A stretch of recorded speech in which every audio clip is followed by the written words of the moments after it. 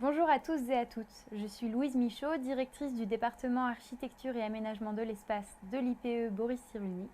Et aujourd'hui, je vais vous parler de l'importance de l'espace pour le tout petit.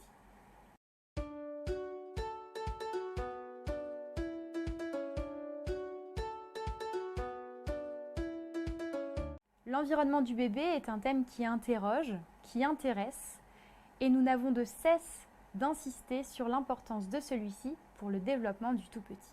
Cependant, nous avons souvent le travers de le penser séparé. D'un côté, l'environnement, de l'autre côté, le bébé. Mais non, ça fait un tout. L'environnement du bébé fonctionne comme un écosystème où les différents paramètres sont reliés, interdépendants, et si l'on en déplace un, cela fait bouger également les autres. On peut voir cela comme un triptyque, avec en premier l'usage, qu'est-ce qu'on y fait, comment, quoi, qui, le temps et l'espace. Ainsi, l'environnement évoluera selon le nombre d'enfants accueillis, leur âge, leur singularité, mais aussi les professionnels qui y travaillent, leurs pratiques pédagogiques. Et l'environnement évoluera donc régulièrement pour s'y adapter. Mais intéressons-nous plus particulièrement à l'espace. L'espace est généralement vu comme un critère, comme un paramètre assez contraignant pour les professionnels. Il peut être contraignant car on est parfois dans un espace qui n'est pas pensé à la base pour être une crèche ou un lieu d'accueil et qui est donc fait de contraintes, de murs mal placés, de portes, de barrières. Il peut aussi être contraignant lorsqu'on développe un nouveau projet, contraignant d'un point de vue budgétaire, où on ne peut pas forcément faire tout ce qu'on aurait aimé, mais contraignant aussi d'un point de vue des normes sécuritaires pour assurer la sécurité de l'enfant et le bon fonctionnement de cet espace d'accueil. Et de par toutes ces contraintes, il devient généralement restreignant pour l'enfant. Et oui, car lorsque l'on pense un espace afin qu'il soit le plus sécurisé possible, on a tendance à limiter les déplacements de l'enfant. Et ainsi, l'enfant n'est plus totalement libre de ses mouvements, comme il pourrait l'être. Alors l'espace peut être contraignant, car l'enfant ne peut pas se déplacer comme il voudrait, mais le pire, c'est lorsque l'espace est neutre. Lorsque l'espace est neutre émotionnellement, l'enfant ne peut pas en tirer réellement profit.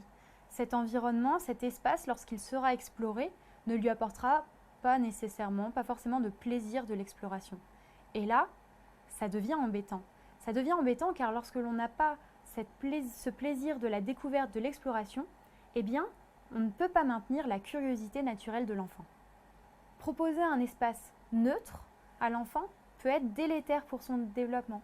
Car oui, lorsque l'enfant explore, lorsqu'il s'aventure dans l'espace, lorsqu'il déambule librement et découvre, cela attise le feu de sa curiosité, une curiosité absolument précieuse et très fragile qu'il faut maintenir pour qu'il puisse apprendre tout au long de sa vie. Le bébé est naturellement assoiffé de connaissances, il est assoiffé de comprendre, assoiffé d'apprendre. Et c'est finalement de façon ludique, notamment par le jeu libre, qu'il va pouvoir développer des compétences et acquérir des connaissances.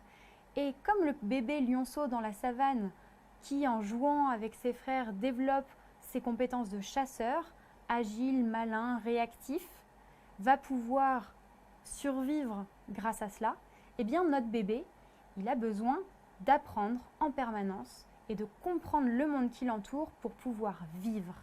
Il est donc de notre devoir d'adulte accompagnant, de fournir à l'enfant un espace et un environnement suffisamment riche pour qu'il puisse explorer, suffisamment riche pour que cet espace devienne une expérience sensorielle, une expérience sensorimotrice, une expérience sociale également parfois.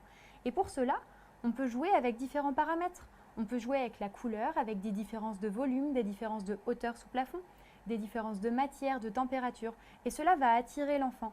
Ça va l'amener à expérimenter, à toucher, à sentir, à mettre en exergue différents sens. Et comme ça, le bébé va apprendre et va avoir envie de continuer à apprendre.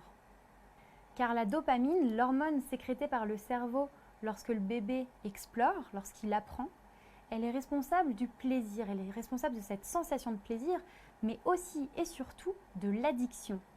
Lorsque le bébé explore, et plus il apprend, plus il ressent de plaisir, et plus il va avoir envie d'explorer à nouveau. Alors gardons en tête que tout espace est apprentissage et que tout apprentissage devrait être plaisir.